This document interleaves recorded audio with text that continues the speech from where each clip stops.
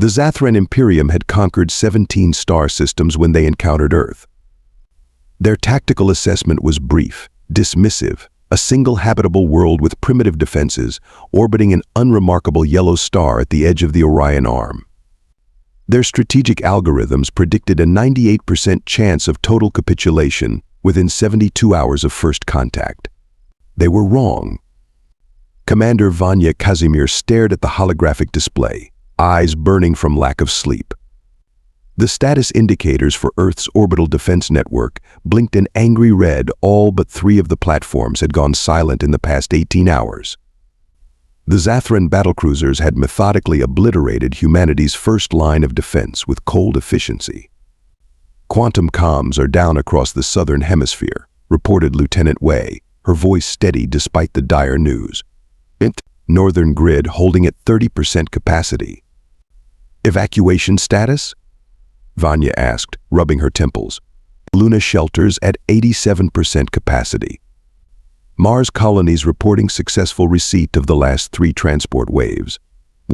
Wei paused, swallowing hard. That's approximately 22 million evacuated. Out of... I know how many billions are still on Earth, Vanya cut her off. The math was unbearable. Any word from Diplomatic Corps? Admiral Okafor approached, his dark face lined with exhaustion. The Zathran commander finally responded. They've agreed to a meeting. A murmur rippled through the command center.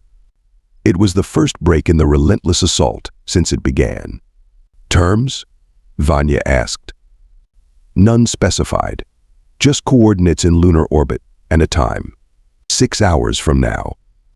Vanya straightened her uniform jacket, suddenly aware of the weight of the single star on her collar. As the youngest commander in the United Earth Forces, she'd been fast-tracked through the ranks due to her unprecedented strategic victories in the simulator. But simulators couldn't capture the crushing pressure of billions of lives hanging in the balance. I'll go, she said. Okafor frowned. Command wants to send a diplomatic team. With respect, Admiral, we don't have time for diplomatic niceties. The Zathrans don't respect our protocols, they respect strength. And they've been systematically dismantling our defenses while ignoring all diplomatic channels. She pointed to the tactical display. This isn't a negotiation, it's a pause to assess their progress. I need to see their ships up close, gauge their commanders face to face. It could be a trap. Of course it's a trap, Vanya replied. But it's a trap we need to spring. The shuttle approached the massive Zathran flagship, a structure that defied human architectural logic. It resembled a crystalline nautilus, sections rotating in opposing directions, surrounded by a haze of what appeared to be luminescent fog. As they drew closer, Vanya realized the fog was actually thousands of smaller craft, moving in perfect synchronization.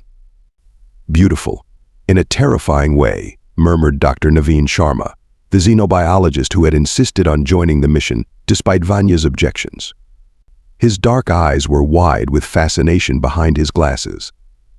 Their civilization must be at least type II on the Kardashev scale. Save the academic assessment for later, Dr. Vanya said. Remember the briefing, don't volunteer information, don't make promises. And don't show fear, added Major Drake, the third member of their small delegation. The security officer checked his sidearm for the 5th time, a pointless gesture, as conventional weapons would be useless against a species that could demolish orbital defense platforms with apparent ease. The shuttle shuddered as it passed through a force field, then settled into what appeared to be a docking bay. The space was cavernous, illuminated by pulsing blue light that seemed to emanate from the walls themselves. The atmosphere reads as oxygen-nitrogen mix, Naveen said, studying his handheld scanner. Pressure slightly higher than Earth standard. Temperature optimal for humans. They've accommodated us. Or they're trying to put us at ease before they kill us, Drake muttered. Vanya stood. Let's not keep our hosts waiting. As the shuttle's hatch opened, Vanya felt a momentary surge of vertigo. The Zathran ship's artificial gravity had subtle variations that made each step feel slightly unpredictable. A psychological tactic, she realized, keeping visitors literally off balance. They were met by what appeared to be automated guides, hovering crystalline structures that pulsed with the same blue light as the walls. No verbal communication was offered, just a gentle but insistent pressure field that urged them forward. The corridor they traversed seemed to stretch and contract as they walked, another disorienting effect. After what felt like both minutes and hours, they were ushered into a vast chamber. In the center stood 3 Zathrans. Vanya had studied the limited footage available, but recordings didn't capture the unsettling presence of the aliens. They were tall, nearly 3 meters, with bodies that appeared to be composed of overlapping plates of iridescent material that shifted colors subtly as they moved. Where a human would have a face, the Zathrans displayed only a smooth, reflective surface that rippled occasionally with patterns of light. "I am Commander Vanya Kazimir of the United Earth Forces," she said, her voice echoing in the cavernous space. "I come seeking an end to hostilities and—" "You are not the designated leader of your species," interrupted a voice that seemed to emanate from all around them rather than from any of the Zathran bodies. The translator implant in Vanya's ear struggled to convey the tonality it came through as simultaneously melodic and grating. "I am authorized to speak on behalf of Earth's Unified Command," Vanya responded. "Inefficient. Suboptimal." The central Zathran surface rippled with crimson patterns. "Your species segments authority among multiple decision nodes. This explains your inadequate defense response." Dr. Sharma stepped forward despite Vanya's warning glance. "We're curious about your intentions. Your technology clearly far surpasses ours, yet you've attacked without provocation or prior communication." The Zathrans remained motionless for several seconds. Finally, the one on the left emitted a series of rapid light pulses before speaking. "Provocation is irrelevant. Communication is unnecessary. Your species occupies strategic volume. Your resources will be efficiently repurposed." The translator rendered the alien's tone as clinically detached. "Your resistance delays inevitable outcome." Vanya felt ice form in her stomach. This wasn't a negotiation, it was a pronouncement. And what outcome is that? The central Zathran surface shifted to a deep blue, assimilation of viable biological material, reclamation of planetary resources. Standard procedure. Major Drake tensed beside her, hand drifting toward his weapon. Vanya subtly signaled him to stand down. "You perceive our species as a resource to be harvested," she said carefully. "Correct. Your technological development is primitive, but your biological adaptation spectrum is unusually broad. Some genetic sequences will be preserved in the archive." The archive? Dr. Sharma couldn't contain his scientific curiosity. Records of extinct species. The Zathran's response was matter of fact. "Your resistance has been noted as statistically anomalous. Most species of your development level surrender after initial contact." Vanya allowed herself a small smile. "Humans don't follow statistical norms when it comes to survival." Observed. Your continued resistance despite overwhelming tactical disadvantages being studied. "It is inefficient." "Perhaps," Vanya acknowledged, "but it's who we are." The central Zathran moved closer, its reflective surface now just meters from Vanya's face. She could see her own distorted reflection, pale and determined. "This exchange has fulfilled its purpose," the Zathran announced. "Your behavioral patterns have been recorded. Tactical adjustments will be implemented. Resistance will be terminated more efficiently." "This was just data collection for you," Vanya realized aloud. "You wanted to study how we think." "Correct. Your thought patterns are disorderly but persistent. Interesting variability." Vanya stepped forward, closing the distance between herself and the alien. Behind her, she could hear Drake's sharp intake of breath. "Then let me give you one more data point," she said, her voice low and intense. "Humans have a long history of being underestimated. We've faced extinction-level events before natural disasters, plagues, our own wars. Each time, we've adapted and emerged stronger." She looked directly into the featureless face. "You think our resistance is inefficient. You haven't seen anything yet. The Zathran's surface rippled, patterns of light moving faster than before. Threat display noted. Emotional response patterns cataloged. It stepped back. You will return to your planet now. Final resistance will be processed within one planetary rotation. Vanya held her ground. Before we go, a question. Have you ever encountered a species that successfully resisted assimilation? For the first time, all three Zathran's surfaces pulsed in perfect synchronization. Negative.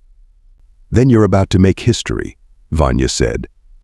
The return shuttle journey was tense with silence until they were beyond the range of potential Zathran surveillance. They're going to hit us with everything tomorrow, Drake said finally. That wasn't a negotiation, it was a psychological assessment. I know. Vanya's mind was racing through possibilities, each more desperate than the last. They didn't mention Luna or Mars, Dr. Sharma observed. Their focus seems entirely on Earth itself. Vanya looked up sharply. You're right. They specifically referenced planetary resources. And they dismissed our evacuation efforts as inefficient. So maybe they don't understand why we'd prioritize saving people over defending territory. Her eyes widened as connections formed. And they kept referring to efficiency, optimization. They think linearly. Dr. Sharma leaned forward. Commander, what are you thinking? I'm thinking, Vanya said slowly, that for all their technological superiority, the Zathrans have a significant weakness. A plan desperate, risky, but with a glimmer of potential began to crystallize in her mind. They don't understand human unpredictability. Admiral Okafor stared at Vanya as if she'd lost her mind. You want to deliberately detonate our remaining orbital platforms? Not just detonate them, Vanya clarified. Overload their fusion cores in a specific sequence, timed to our remaining ground-based defenses firing at precisely calculated points on the Zathran fleet formation. That's suicide. We'll lose our last defensive line. We've already lost, Admiral, Vanya said quietly. By conventional metrics anyway. But the Zathrans operate on patterns, efficiency, logical progression. Their entire attack has followed textbook strategic doctrine, methodical, systematic. What if we do the opposite? What if we create chaos they can't predict? Dr. Sharma, who had been rapidly typing calculations, looked up. The electromagnetic pulse from synchronized fusion core overloads would create a propagating wave front. If the Zathran ships are as interconnected as they appear to be, their communications could be disrupted, Vanya finished. Not permanently, but long enough to matter. Lieutenant Wei spoke up from her station. Commander, I've analyzed the Zathran fleet movements since the attack began. There's a pattern. They maintain perfect formation symmetry, even when it would be tactically advantageous to break it. Almost as if formation integrity is a priority overriding tactical efficiency, Vanya mused. A cultural imperative, perhaps. Admiral Okafor looked unconvinced.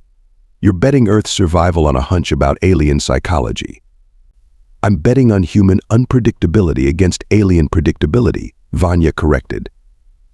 And I'm not just proposing defense, I'm proposing a counterattack. The Admiral's eyebrows rose. With what? Our fleet is outmatched in every category. Vanya activated the central holographic display. Not every category. The Zathrans are focused on Earth.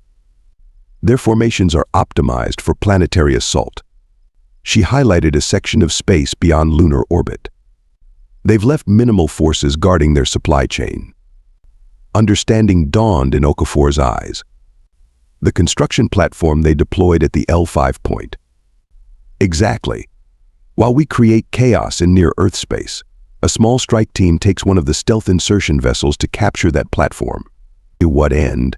Even if you could capture it, we don't know how to operate their technology. Dr. Sharma cleared his throat. Actually, Admiral, we might. The platform is generating the same energy signature as their smaller craft. I believe it's fabricating them a mobile production facility. If we could redirect it. We turn their own production capability against them, Vanya finished. even temporarily. A heavy silence fell over the command center as the implications sank in.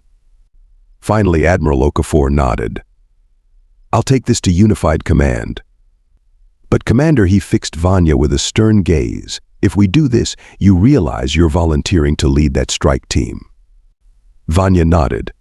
"I counted on it, sir." The stealth insertion vessel Shadow Dancer slipped through space, its advanced metamaterials absorbing sensor scans and its heat signature masked by supercooled outer hull layers. Inside, Vanya and her small team prepared for what might well be a suicide mission. "EMP detonation in 3 minutes, reported the pilot, a stone-faced woman named Captain Hoshi. "Brace for potential detection when the wave hits." Vanya checked her combat exosuit one final time. The powered armor was humanity's most advanced personal protection system, yet against Zathran weapons, it might as well be paper. "Remember," she addressed the 12 soldiers and 3 engineers comprising the strike team, "we have one objective: reach the central control node of the platform and execute Dr. Sharma's override sequence. We don't know what resistance we'll face, but assume it will be unlike anything in the simulations." Major Drake, who had insisted on joining the mission, checked the charge on his pulse rifle. "In other words, improvise and try not to die." "Eloquently put, Major." Vanya allowed herself a tight smile. The ship's communications officer raised a hand. "Commander, incoming transmission from Earth Command." A holographic display materialized, showing Admiral Okafor's face. "Commander, the primary diversion is ready. All remaining defense platforms are positioned. Ground batteries standing by." "Acknowledged, Admiral. Shadow Dancer in position for insertion once the EMP creates our window." Okafor's expression was grim. "Vanya, I need to inform you Unified Command has authorized Protocol Omega." The breath caught in Vanya's throat. Protocol Omega, Earth's final defense measure. If the Zathrans broke through after the EMP attack, the planet would detonate its entire strategic antimatter reserve, potentially rendering Earth uninhabitable, but denying the aliens their prize. "Understood, sir. All the more reason for us to succeed." "Godspeed, Commander. Earth Actual, out." As the transmission ended, Captain Hoshi called out, "EMP sequence initiating. Wave front in 3, 2, 1. Even with the Shadow Dancer's shielding, the electromagnetic pulse was powerful enough to cause the ship's systems to flicker momentarily. On the tactical display, Vanya watched as humanity played its desperate hand. The remaining orbital defense platforms, humanity's last shield, detonated in a carefully choreographed sequence. Simultaneously, ground-based energy weapons fired from secret installations across the planet, their beams precisely targeted at key points in the Zathran formation. The effect was immediate and spectacular. The perfect symmetry of the alien fleet distorted as ships nearest the detonations lost formation integrity. The strange fog, like swarm of smaller craft surrounding the capital ships, dispersed chaotically, like startled birds. "It's working," breathed one of the engineers. "Their networked systems are experiencing cascade failures." "Don't celebrate yet," Vanya cautioned, though her heart leapt with hope. "Captain, full thrust to the construction platform. We have minutes at most before they adapt." The Shadow Dancer surged forward, its engines pushing to maximum as it raced toward the massive alien structure floating at the Earth-Moon L5 point. As they approached, the true scale of the platform became apparent. It was easily 5 kilometers across, a geometric latticework of crystalline materials surrounding a pulsing core. "Minimal defensive activity detected," reported the tactical officer. The EMP disrupted their alert systems. "Docking approach vector identified," Captain Hoshi added. "There's what appears to be a maintenance access port on the lower quadrant." "Take us in," Vanya ordered. "Strike team, final equipment check." "We move fast, we stay together, and we accomplish the mission." The Shadow Dancer nestled against the alien structure, magnetic grapples engaging with a dull thud that resonated through the hull. The airlock cycled, and then Vanya was leading her team into the unknown. The interior of the Zathran construction platform defied human architectural logic. Corridors seemed to shift and realign as they moved through them. Gravity ebbed and flowed unpredictably. Light pulsed from all surfaces in patterns that strained the eye. "Stay focused," Vanya reminded her team as she noted signs of disorientation. The Zathran environment is designed to confuse non-Zathran neural patterns. They encountered their first resistance 10 minutes into the infiltration, hovering defensive drones similar to the guide constructs from the diplomatic meeting, but emitting angry red pulses instead of cool blue ones. Down.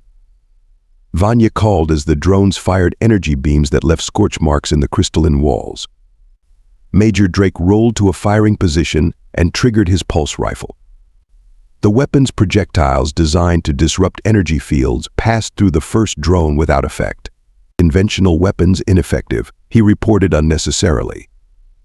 One of the engineers, a Serbian woman named Dr. Kostova, unholstered a device of her own design. "Try this," she said, activating what appeared to be a modified signal jammer. The nearest drone wobbled in midair, its red pulses flickering erratically. Drake fired again, and this time the drone shattered into fragments. "Localized EMP burst," Dr. Kostova explained.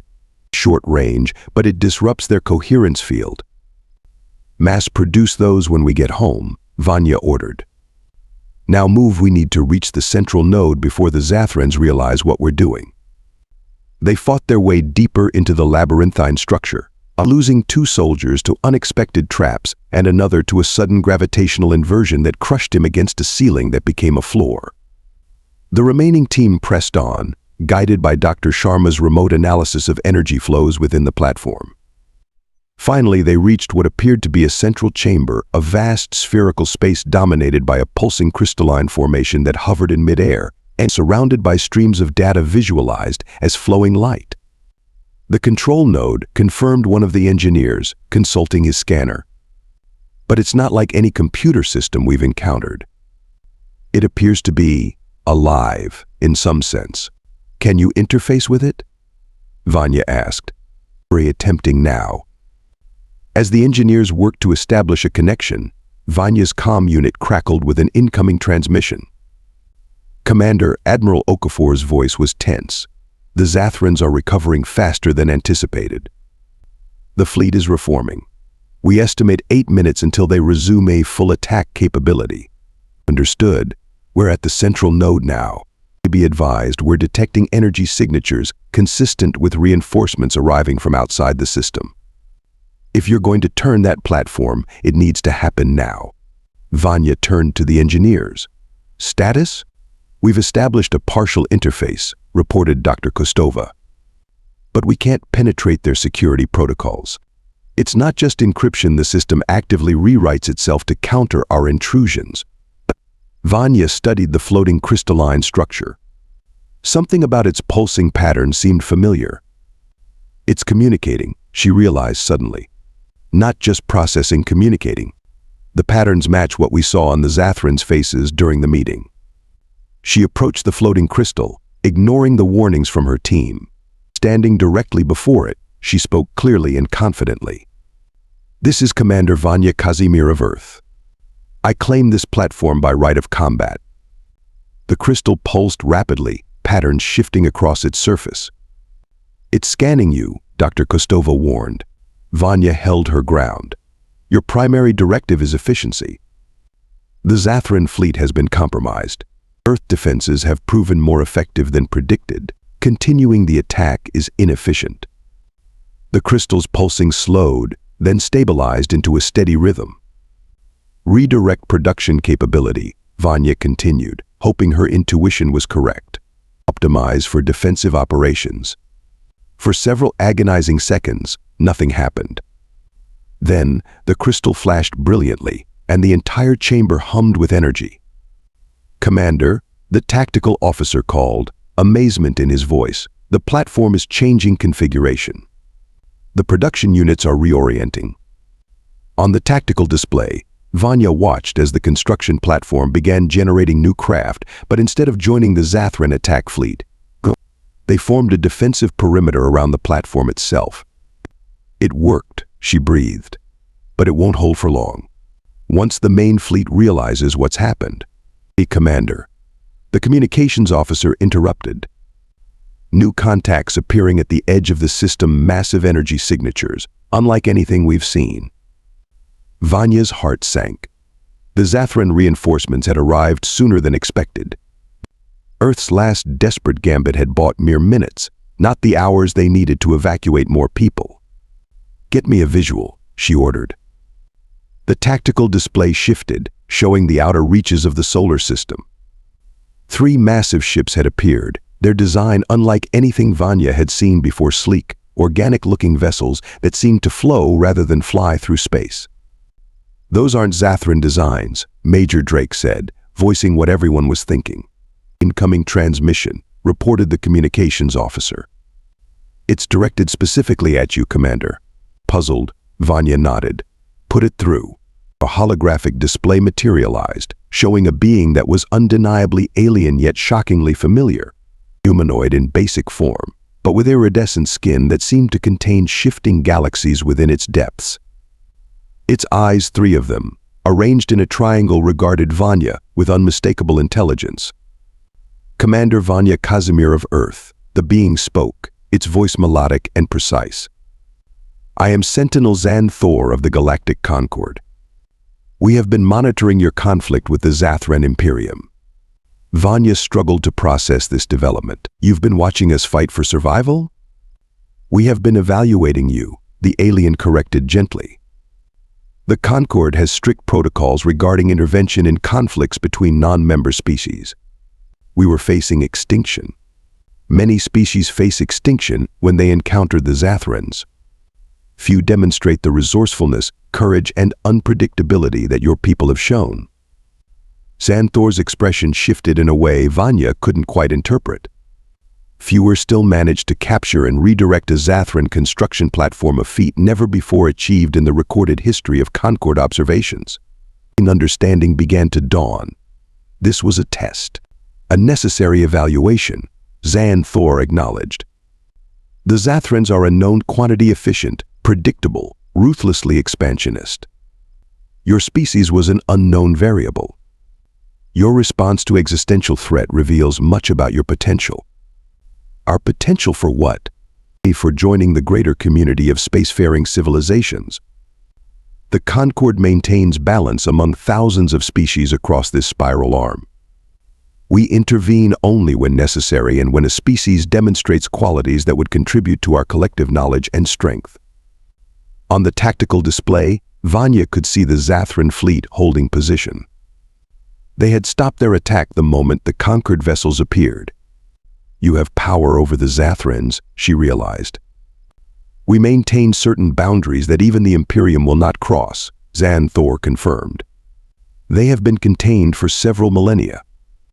Occasionally, they are permitted to test promising new species under observation. Anger flared in Vanya's chest. Billions of lives were at risk. Our planet was nearly destroyed. And yet you never considered surrender. Even facing annihilation, humanity chose resistance, adaptation, innovation. Zanthora's 3 eyes blinked in sequence. That is precisely why the Concord has intervened. Species that surrender to the Zathrans prove themselves unready for the greater challenges of our galaxy. Those who fight impossibly. Who refuse to accept defeat, even when all logical analysis suggests they should. Those are the species that strengthen the Concord. So what happens now? Vanya asked, still processing the implications of what she was hearing. The Zathrans will withdraw from your system. Your planet will recover, rebuild. And the Concord extends an invitation not to immediate membership, but to formal recognition. Earth is now known to the galactic community. And next time we face a threat, Zanthora's expression shifted again, something almost like a smile. Next time, Commander Kazimir, you will face it as a provisional ally of the Concord, with all the responsibilities and benefits that entails. The transmission ended, leaving Vanya and her team in stunned silence. After several moments, Major Drake cleared his throat. So we just passed some cosmic test we didn't know we were taking? Apparently, Vanya replied, a mix of emotions warring within her: relief, lingering anger, and a new sense of wonder. The communications officer's console chimed. Commander, the Zathran fleet is withdrawing. All ships are breaking orbit and establishing trajectory out of the system. And Earth? Admiral Okafor reports all attacks have ceased. Damage assessment underway, but we made it. Vanya took a deep breath, looking around at her surviving team members. Their expressions mirrored her own complex feelings: exhaustion, disbelief, cautious hope. Captain Hoshi, she said finally, set course for home. We have a lot to tell them. 3 months later, Vanya stood on the observation deck of the newly constructed Concord Embassy in Geneva, watching the sunset paint the sky in brilliant oranges and purples. Beside her stood Zan Thor, the Concord Sentinel who had become humanity's primary liaison to the galactic community. Your people rebuild quickly, the alien observed. Most species require years to recover from Zathran testing. We're motivated, Vanya replied. Knowledge that we're not alone, that there are both threats and allies among the stars, has unified Earth in ways I wouldn't have thought possible. The Concord Council was particularly impressed with your evacuation priorities, Zan Thor noted. Most species focus all resources on defense, even when defeat is statistically certain. Humans are stubborn about survival, not just as a concept, but as individuals. Every life matters. A chaotic philosophy, but surprisingly effective. Zan Thor's 3 eyes blinked in their curious sequential pattern. The Zathran still do not understand how you redirected their construction platform. Their algorithms cannot account for it. Vanya smiled slightly. Sometimes intuition outperforms algorithms. Indeed. That is precisely why the Concord values diverse species. Each brings unique perspectives to problems that confound others. The alien turned to face her directly. The Council has approved accelerated status for Earth. Your provisional membership will be formalized within 1 orbital cycle. That's faster than expected. The decision was influenced by intelligence reports from the borders of Concord space. New threats emerge that may require unconventional thinking. Vanya studied her alien counterpart. You're saying you need us? The Concord acknowledges potential mutual benefit, Zan Thor replied diplomatically. Your species demonstrates remarkable adaptive capacity in crisis situations. In other words, you need our human chaos to solve problems your more orderly species can't handle. The alien's skin rippled with patterns that Vanya had learned indicated amusement. A crude but not entirely inaccurate assessment, Commander Kazimir. Vanya turned back to the sunset, watching as the first stars became visible in the darkening sky. Somewhere out there were the Zathrans, nursing their wounded pride. Beyond them, apparently, lurked threats even the mighty Concord found concerning. And humanity, resourceful, unpredictable, impossible humanity, had suddenly found itself on an accelerated path to the stars. Well, she said finally, if there's one thing humans excel at, it's surviving when everyone expects us to fail. The Concord is counting on precisely that quality, Zan Thor replied. The galaxy has become too predictable. Perhaps what is needed now is some human unpredictability.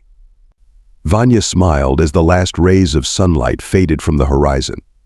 Then the galaxy better brace itself. Because if there's one thing I've learned, it's that humans are just getting started.